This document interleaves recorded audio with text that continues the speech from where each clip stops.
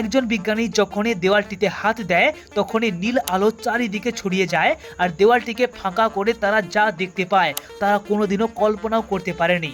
দেওয়ালের ওই পারে লুকিয়ে আছে আরও একটি অদ্ভুত রহস্যময় সুন্দর দুনিয়া, যেটি কিন্তু কোনো অংশে স্বর্গের চেয়ে কম নয়।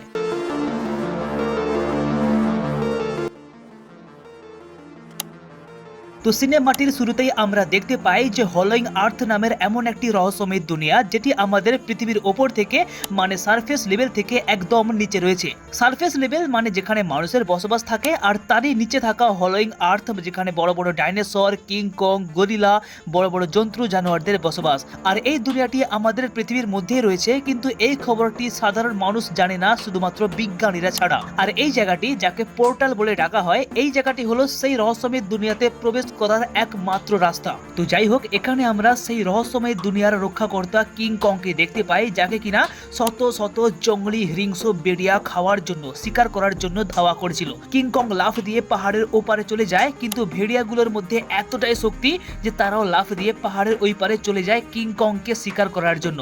কিন্তু ফাইনালি যখন একেবারে পাহাড়ের ধারে চলে আসে তখন কিং কং এর কাছে পালানোর আর কোনো রাস্তা থাকে না, তাই সে পেছনে ঘরে আর লড়াই করার জন্য রেডি হয়ে যায়। ভেড়িয়াগুলো ভেবেছিল যে চল ভাই, এইবারে কিন্তু তোর খেল খতম, আর কোথায় যাবি।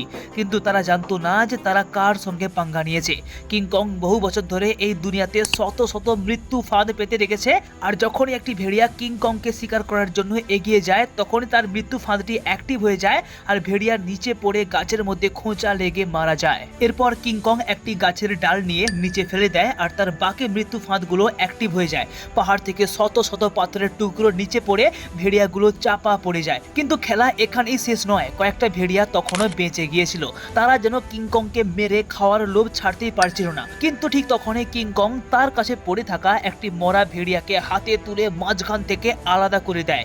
এই দেখে বাকি ভেড়িয়াগুলো ভয় পেয়ে সেখান থেকে চলে যায়। তো কিং কং খাওয়ার জন্য শিকার তো পেয়ে গিয়েছিল, কিন্তু তার একটি বড় প্রবলেম হলো যে তার একটি দাঁত নষ্ট হয়ে গিয়েছিল, তাই যেন ঠিক মতো খেতেও পারতো না। কিন্তু ঠিক তখনই পেছন থেকে একটি বিশাল জোরে আওয়াজ শুনতে পায়। এরপর সে ওই আওয়াজটির পিছু নিতে থাকে। আসলে সে এত বড় দুনিয়াতে হাজার বছর ধরে একাই থাকে, আর এই দুনিয়া যতটা দেখতে সুন্দর অতটাও কিন্তু সোজা নয়। প্রত্যেকটা পদে পদে, প্রত্যেকটা মুহূর্তে যেন বিপদ লুকিয়ে আছে। তাই জন্য এত বছর ধরে সে নিজের মতো অন্য কোনো বন্ধুকে খোঁজার চেষ্টা করেছিল। আর এই আওয়াজ শুনতে পেয়ে সে ভেবেছিল যে হয়তো তারই মতো অন্য কোনো কিং কং তাকে ডাকার চেষ্টা করেছে। কিন্তু সেখানে গিয়ে সে দেখতে পায় যে বিশাল সাইজের একটি ব্যাঙ তারই মতো আওয়াজ করেছিল। এই দেখে কিং কং একেবারেই নিরাশ হয়ে যায়। তার এই নষ্ট হয়ে যাওয়া দাঁত তাকে এতটাই প্রবলেমে ফেলেছিল যে সে বাধ্য হয়ে তার দুনিয়া থেকে ওপরে মানুষের দুনিয়ায় চলে আসে সাহায্যের জন্য। কিং কং এর এই অবস্থা দেখে বিজ্ঞানীরা তার দাঁতকে রিপ্লেস করার চিন্তা ভাবনা নেয়। একজন বিজ্ঞানী তার দাঁতে স্টিলের দড়ি লাগিয়ে মেশিন দিয়ে টেনে খিচিয়ে তার দাঁতকে তার শরীর থেকে আলাদা করে দেয়। আর কিং কং এর যখন জ্ঞান আসে তখন দেখতে পায় যে তার পুরনো নষ্ট হয়ে যাওয়া সেই দাঁতের জায়গায় এখন একটি স্ট্রং শক্তিশালী লোহার দাঁত লাগানো হয়েছে। এই দেখে কিং কং তো বেশ খুশি, আর মনে মনে ভাবছিল যে এইবার কি আমার সঙ্গে লড়াই করতে আসবি, আয় দেখে নেব। কিন্তু ঠিক তখনই কিং কং এর দুনিয়া থেকে অদ্ভুত একটা সিগন্যাল আসে। বিজ্ঞানীরা কিছুই বুঝতে পারে না যে এই সিগন্যালটির মানে কি। তারা সবাই অবাক হয়ে গিয়েছিল, কারণ এত বছর ধরে এই ধরনের সিগন্যাল আগে কোনো দিনও শোনেনি। তাই তারা একটি ইমার্জেন্সি টিম তৈরি করে আর কিং কং এর সঙ্গেই সেই পোর্টালে ঝাঁপ দেয়, যেখান থেকে সেই রহস্যময়ী কিং কং এর দুনিয়াতে যাওয়া যায়। সেই পোর্টালে যাওয়ার সঙ্গে সঙ্গেই বিজ্ঞানীদের বিমানের গতি প্রায় আলোর স্পিডের কাছাকাছি পৌঁছে যায়, আর কিছুক্ষণ পর তারা সবাই মিলে কিং কং এর দুনিয়াতে চলে আসে। কিং কং দেখতে পায় যে তার শিকার করা খাবার এখন অন্য কেউ খেয়ে নিয়েছে, কিন্তু ঠিক তখনই পাহাড়ের ভেতর থেকে নীল রঙের আলোর ঝলক দেখতে পায়। তাই কিং কং দেরি না করে হাতে একটি কুল্হাড়ি নিয়ে সেই পাহাড়ের ভেতরে ঝাঁপ দেয়। পাহাড়ের ভেতরে আসার সঙ্গে সঙ্গেই তার হাতে থাকা কুল্হাড়ি লাইটের মতো জ্বলতে শুরু করে। শুধু তাই নয়, সেইখানে থাকা প্রত্যেকটা পাথর যেন লাইটের মতো জ্বলছিল। কিন্তু হঠাৎই পেছন থেকে একটি আওয়াজ শুনতে পেয়ে কিং কং যখনই সেই ঝর্ণার পেছনে যায়, হঠাৎ একটি নতুন রহস্যময় দুনিয়াতে পৌঁছে যায়, যেই দুনিয়ার খোঁজ কিন্তু সে আগে কোনো দিনও পায়নি। কিন্তু হঠাৎ তখনই তার সামনে বিশাল একটি ছায়া দেখতে পায়। এইটা দেখে কিন্তু সে খুবই ভয় পেয়ে গিয়েছিল, কিন্তু পালিয়ে যায়নি। কিন্তু সেই ছায়াটি যত তার কাছে আসতে থাকে ততই সাইজ ছোট হয়ে যায়, আর আমরা দেখতে পাই যে সেই ছায়ার ভেতর থেকে হলুদ রঙের একটি বাঁদর বেরিয়ে আসে। ফাইনালি এত হাজার হাজার বছর পর নিজের মতো কাউকে দেখে কিং কং কিন্তু খুবই খুশি হয়ে যায় আর তার দিকে বন্ধুত্বের হাত বাড়িয়ে দেয়। কিন্তু সেই ছোট্ট বাঁদরটি হঠাৎই তার হাতে কামড়ে দিয়ে সেখান থেকে পালিয়ে যাওয়ার চেষ্টা করে। কিংকং কোনো মতেই সে বাঁদরটিকে হারাতে চাইছিল না, তাই জন্য সেও দৌড় দেয়। কিন্তু ঠিক তখনই পেছন থেকে ভয়ঙ্কর তারই মতো আরো কয়েকটা গরিলা চলে আসে। এই গরিলাগুলোর মুখ দেখে স্পষ্ট মনে হচ্ছে তারা কিন্তু এখানে লড়াই করার জন্যই এসেছে। তাই কিংকং দেরি না করে হাতের সামনে থাকা একটি পাথর তুলে তাদেরকে বেধড়ক মারতে থাকে। তাদের সবাইকে মেরে পুরো ধুলোয় মিশিয়ে দেয়। কিন্তু ঠিক তখনই পেছন থেকে সেই ছোট্ট বাঁদরটি এসে কিংকং এর উপর হামলা করে। কিন্তু কিংকং সেই বাঁদরটিকে ধরে হাতিয়ারের মতো অন্য গরিলাদেরকে মারতে থাকে। কিন্তু ঠিক সেই সময় একটি গরিলা পাহাড়ের নিচে পড়ে যাচ্ছিল, কিন্তু কিংকং তার হাত ধরে তাকে বাঁচিয়ে দেয়। কারণ কিংকং কিন্তু এখানে মারপিট করতে আসেনি। কিন্তু শয়তানের বাচ্চা গরিলা বেঁচে যাওয়ার পরেও ছুরি নিয়ে আবারও তাকে মারতে যায়।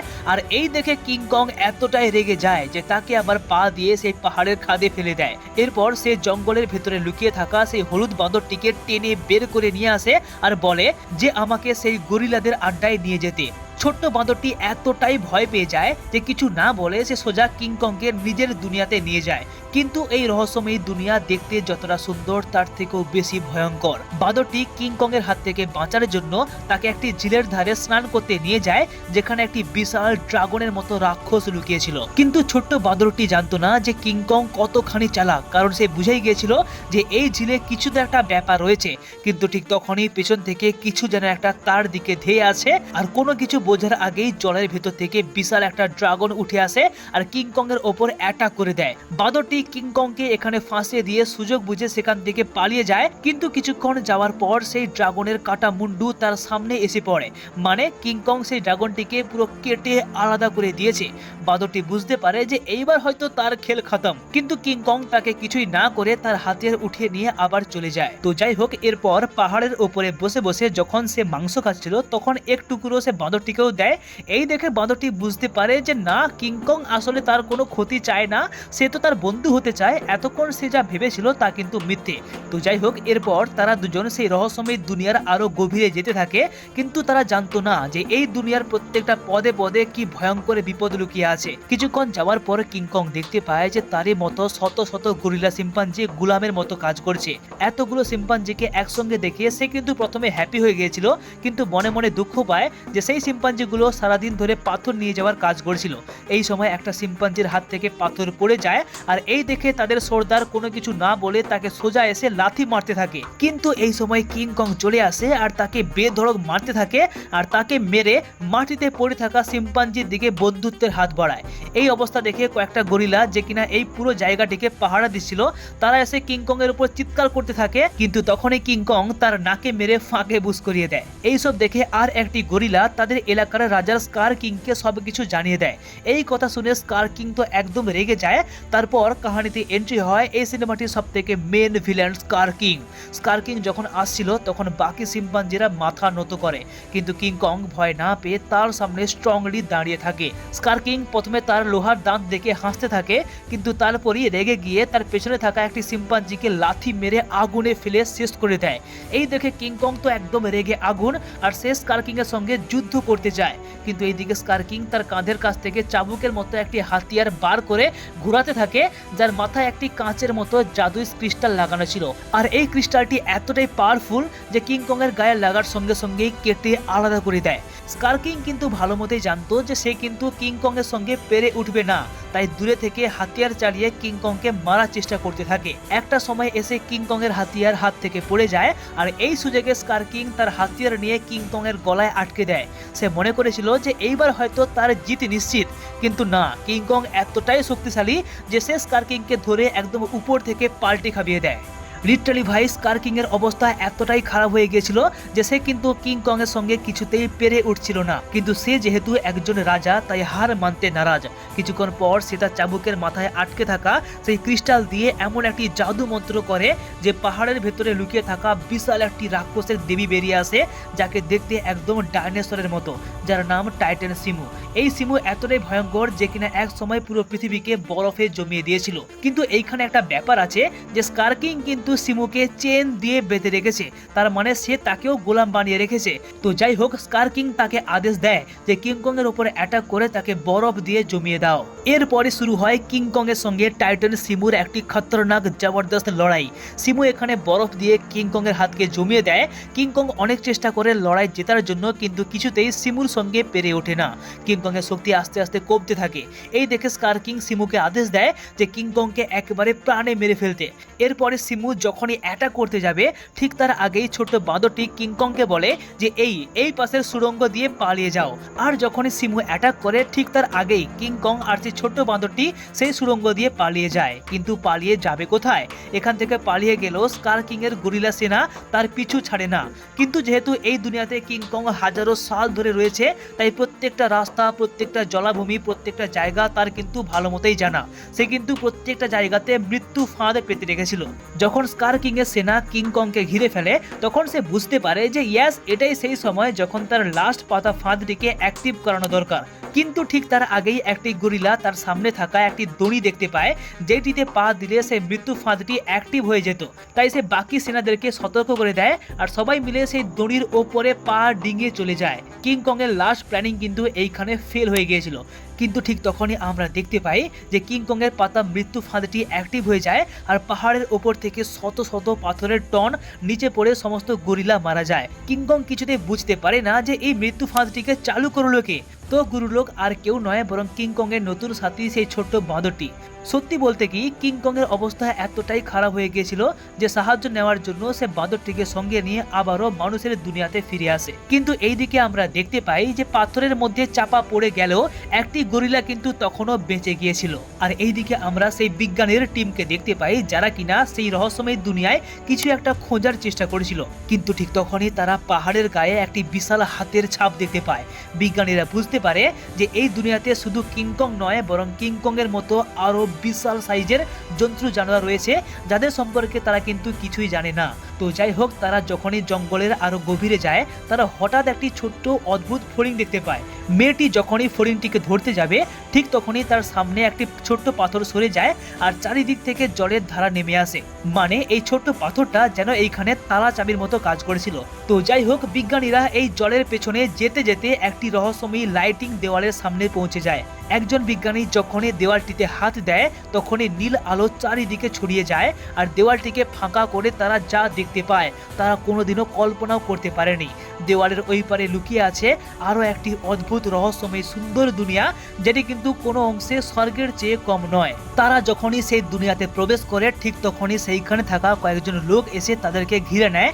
আর এই মানুষগুলোকে দেখতে একদম আমাদেরই মতো, কিন্তু তাদের সাজ, পোশাক আশাক, আচার ব্যবহার সবকিছু যেন আমাদের থেকে অনেকটাই আলাদা। তারা কিন্তু বিজ্ঞানীদের কোনো ক্ষতি না করে নিজেদের এলাকাতে নিয়ে আসে। এই মানুষগুলো বহু বছর ধরে পৃথিবীর নিচে এই দুনিয়াতে বাস করছে, আর সেই পোর্টালে রক্ষা করছে, যেটির মাধ্যমে মানুষের দুনিয়ার সঙ্গে যোগাযোগ করা যায়। স্কার কিং কিন্তু বহু বছর ধরে এই জায়গাটির খোঁজ করেছিল, যাতে সে মানুষের দুনিয়াতে চলে এসে রাজ করতে পারে। আর এইদিকে আমরা কিংকংকে দেখতে পাই, যে কিনা সেই বাঁদরটিকে সঙ্গে নিয়ে মানুষের গন্ধ শুকে তাদের সেই দুনিয়ার সামনে চলে আসে। কিন্তু তার সামনে জাদুর দেওয়াল থাকার জন্য সে কিন্তু কিছুই দেখতে পায় না, যার জন্য সেই মানুষগুলো তাদের কয়েকটা তন্ত্র মন্ত্রের মাধ্যমে জাদুর দেওয়ালকে আলাদা করে দেয়, আর কিংকং ভেতরে চলে আসে। কিন্তু এইদিকে স্কার কিং এর একজন গরিলা সেনা, যে কিনা বেঁচে গিয়েছিল, সে কিন্তু দূর থেকে সেই দুনিয়াতে যাওয়ার রাস্তাটি দেখে নেয়। মানে ওই যে কথায় আছে না, যেখানে বাঘের ভয় সেখানেই সন্ধে হয়, এক্স্যাক্টলি এইখানে কিংকং এর অবস্থা এতটাই খারাপ যে তার হাত প্রায় নষ্ট হয়ে গিয়েছিল। তাই বিজ্ঞানীরা ভাবে যে কিংকং এর হাতটিকে পুরোটাই বদলে দেওয়া যাক। এরপর মাটির নিচে লুকিয়ে রাখা একটি সুপার মেকানিক্যাল আর্ম হাতিয়ারকে বের করে নিয়ে আসা হয়, আর যখনই সেটি কিংকং এর হাতের উপর এসে পড়ে, অটোমেটিক তার হাতে সেট হয়ে যায়, মানে পুরো আয়রন ম্যানের মতো। তো যাই হোক, নতুন হাতিয়ার পেয়ে কিংকং তো বেশ খুশি। কিন্তু ঠিক তখনই বাঁদরটি দৌড়ে এসে তাকে বলে যে স্কার কিং তার পুরো সেনা আর টাইটেন সিমুকে সঙ্গে নিয়ে এইখানে আসছে এই দুনিয়াকে ধ্বংস করতে। তাকে যদি আটকানো না হয় তাহলে কিন্তু সবই শেষ। কিংকং কিন্তু ভালো মতোই জানতো যে সে স্কার কিং কিং এর সঙ্গে কিন্তু একা লড়াই করতে পারবে না। তাই তার কাছে একটাই রাস্তা, মানুষের দুনিয়াতে বহু বছর ধরে ঘুমিয়ে থাকা গডজিলাকে জাগিয়ে দেওয়া। কিন্তু সে জানতো না যে এমন করলে তার জন্য কত বড় বিপদ অপেক্ষা করে আছে, কারণ গডজিলা আর কিংকং কিন্তু চিরজীবনের শত্রু। এরপর এইদিকে পৃথিবীর ওপরে পিরামিডের কাছে হঠাৎ একটা পোর্টাল তৈরি হয় আর ভেতর থেকে কিংকং বেরিয়ে আসে। কিংকং এর আসার শব্দ পেয়ে এইদিকে গডজিলাও জেগে যায় আর সোজা তার সঙ্গে লড়াই করতে চলে আসে। কিংকং হাত দেখিয়ে গডজিলাকে যেন কিছু একটা বলার চেষ্টা করেছিল, কিন্তু গডজিলা ভাই কোনো কথা শোনার মুডেই ছিল না, সোজা এসে কিংকং এর উপরে অ্যাটাক করে দেয়। কিংকং নিজেকে সামলে ওঠার আগেই গডজিলা আবার তার উপরে অ্যাটাক করে দেয়। এই দেখে কিংকং বুঝতে পারে যে না, লাথোকা ভূত বাতোं से नहीं मानेगा। তাই সে তার লোহার হাতিয়ারের মাধ্যমে গডজিলাকে উত্তম মধ্যম মারতে থাকে আর শেষ পর্যন্ত গডজিলা বেহুশ হয়ে যায়। তাকে ধরে টানতে টানতে সেই পোর্টালের ভেতরে নিয়ে যায় যেখান থেকে সে একটু আগে উঠে এসেছিল। আর এইদিকে আমরা দেখতে পাই যে সেই দুনিয়ার মানুষগুলো লাল মতো কিছু একটা পদার্থ জলে মিশিয়ে দেয়, যার জন্য সেই দুনিয়াতে এমন একটা জাদু মন্ত্র তৈরি হয়ে গিয়েছিল যেইটার মাধ্যমে ওই দুনিয়ার ভেতরে থাকা দুটো পিরামিড একে অপরের সঙ্গে জুড়ে যাবে আর মাধ্যাকর্ষণ শক্তি একেবারে শূন্য হয়ে যাবে। আর যদি এমনটা হয় তাহলে কিন্তু স্কার কিং কোনোদিনও মানুষের দুনিয়াতে যাওয়ার সেই পোর্টাল পর্যন্ত আসতেই পারবে না। কিন্তু দুটো পিরামিড একসাথে জুড়ে যাওয়ার আগেই সেইখানে স্কার কিং চলে আসে আর সিমুকে আদেশ দেয় যে বরফ দিয়ে দুটো পিরামিডের মধ্যে রাস্তাকে বন্ধ করে দাও। আর কিছুক্ষণের পর সেইখানে কিংকং অ্যান্ড গডজিলা দুজনেই চলে আসে। আর গডজিলা যখন চোখের সামনে স্কার কিংকে দেখতে পায় এতটাই রেগে গিয়েছিল যে কোনো কিছু না ভেবে তার সঙ্গে লড়াই করার জন্য এগিয়ে যায়। এইদিকে গডজিলা আর কিংকং আর অন্যদিকে স্কার কিং সিমুকে সঙ্গে নিয়ে লড়াই করার জন্য একেবারেই প্রস্তুত। এই লড়াই এতটাই মারাত্মক ছিল যে দুটো পিরামিডের মধ্যে বরফের রাস্তা ভেঙে গিয়ে জুড়ে যায় আর এতটাই বিশাল একটা শব্দ হয় যে ওই জায়গাটির মধ্যে মাধ্যাকর্ষণ শক্তি প্রায় শূন্য হয়ে যায় আর সবাই হাওয়াতে উড়তে থাকে। কিন্তু গডজিলা এতটাই পাওয়ারফুল যে উড়ন্ত অবস্থায় সিমুর ওপর এসে অ্যাটাক করে আর এইদিকে স্কার কিং কিংকং এর হাতিয়ার নিয়ে তারই উপর হামলা করে দেয়। এইখানে ভাই দুই পক্ষের লড়াই এতটাই মারাত্মক ছিল যে ওই জায়গাটি ভেঙে প্রায় ধ্বংস হয়ে গিয়েছিল। এইদিকে সিমু বরফ দিয়ে গডজিলাকে জমিয়ে দেয়, কিন্তু গডজিলা ভাই অনেকটাই পাওয়ারফুল, তাই সে আবার বরফগুলোকে ভেঙে বেরিয়ে পড়ে। আর ঠিক সেই সময় সুযোগ বুঝে স্কার কিং সেখান থেকে বেরিয়ে পোর্টালের ভেতরে চলে যায় যেখান থেকে মানুষের দুনিয়াতে আসা যায়। স্কার কিংকে ধরার জন্য এইদিকে কিংকং আর গডজিলা দুজনেই তাকে ধাওয়া করতে থাকে। অন্যদিকে পৃথিবীর ওপরের মানুষেরা জানতোই না যে তাদের ওপর কত বড় বিপদ আসতে যাচ্ছে। কিন্তু ঠিক সেই সময় সমুদ্রের জল বরফ হয়ে যায় আর ভেতর থেকে স্কার কিং সিমুকে সঙ্গে নিয়ে বেরিয়ে আসে। বাইরে এসে সূর্যের আলো দেখতে পেয়ে সে খুব রেগে যায় আর সিমুকে আদেশ দেয় যে বরফ দিয়ে পুরো আকাশকে ঢেকে ফেলতে। সিমু কিন্তু প্রথমে রাজি হয় না, কিন্তু স্কার কিং এমন একটা জাদু তন্ত্রমন্ত্র করে দেয় যে সিমু বাধ্য হয়ে পুরো আকাশকে বরফ দিয়ে ঢেকে ফেলে। এইবার স্কার কিং ভেবে নিয়েছিল যে এইবার হয়তো সে পুরো দুনিয়াতে রাজ করবে, তাকে আটকানোর আর কেউই নেই। কিন্তু ঠিক সেই সময় কিংকং চলে আসে আর তার মুখে করে এমন একটা ঘুষি মারে যে তার একটি দাঁত ভেঙে খুলে পড়ে যায়। এইবার তো স্কার কিং ভাই পুরো রেগে আগুন। সে আবার সিমুকে আদেশ দেয় যে কিংকং এর ওপর অ্যাটাক করতে, কিন্তু সিমুর অ্যাটাক করার আগেই সেইখানে গডজিলা চলে আসে আর তাকে আটকে দেয়।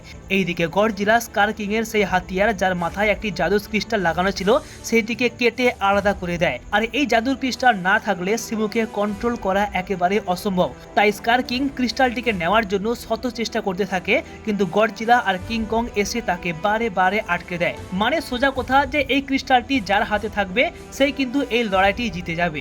কিন্তু ঠিক তখনই সেই ছোট্ট বাঁদরটি কিংকং এর হাতিয়ার নিয়ে এসে জাদুর ক্রিস্টালটিকে ভেঙে টুকরো টুকরো করে দেয় আর সঙ্গে সঙ্গে এত বছর ধরে গোলাম থাকা সিমু স্বাধীন হয়ে যায়। মানে এতদিন ধরে স্কার কিং তাকে নিজের জাদুর মাধ্যমে গোলাম বানিয়ে রেখেছিল। তো যাই হোক, সেই জাদু পাথরটিকে ভেঙে দেওয়ার জন্য স্কার কিং কিন্তু খুব রেগে যায় আর ছোট্ট বাঁদরটিকে মারতে যায়, কিন্তু ঠিক তখনই কিংকং এসে তার অবস্থা পুরো কায়েল করে দেয়। আর এইদিকে যেহেতু সিমু স্বাধীন হয়ে গিয়েছিল তাই জন্য কোনো কথা না ভেবে স্কার কিংকে বরফ দিয়ে জমিয়ে দেয় আর কিংকং তাকে পা দিয়ে ভেঙে টুকরো টুকরো করে দেয়। এতক্ষণ ধরে চলা এত বড় লড়াইতে ফাইনালি কিংকং এর জিত হয়। এরপর আমরা দেখতে পাই যে গডজিলা আকাশের দিকে এমন একটা তেজস্ক্রিয় আলো ছাড়ে যে পুরো আকাশ যে অন্ধকারে ছেয়ে গিয়েছিল সেটি আবার ঠিক হয়ে যায়। এরপর গডজিলা যেইখান থেকে এসেছিল সেইখানে গিয়ে আবার ঘুমিয়ে যায়। আর এইদিকে কিংকং সিমু আর ছোট্ট বাঁদরটিকে সঙ্গে নিয়ে পৃথিবীর ভেতরে সেই রহস্যময় দুনিয়ায় আবার ফিরে আসে আর নিজের মতো করে বাকি গরিলাদের সঙ্গে নতুন জীবন শুরু করে। আর এইখানেই Godzilla into Kong the new empire ফিল্মটির কাহিনী শেষ হয়ে যায়। তো গুরুলোক, তোমরা যদি এইরকম মুভি এক্সপ্লেন আর মুভি আপডেট শুনতে আর জানতে চাও তাহলে কিন্তু টাইমলাইন বাংলাকে ফলো করে নিও।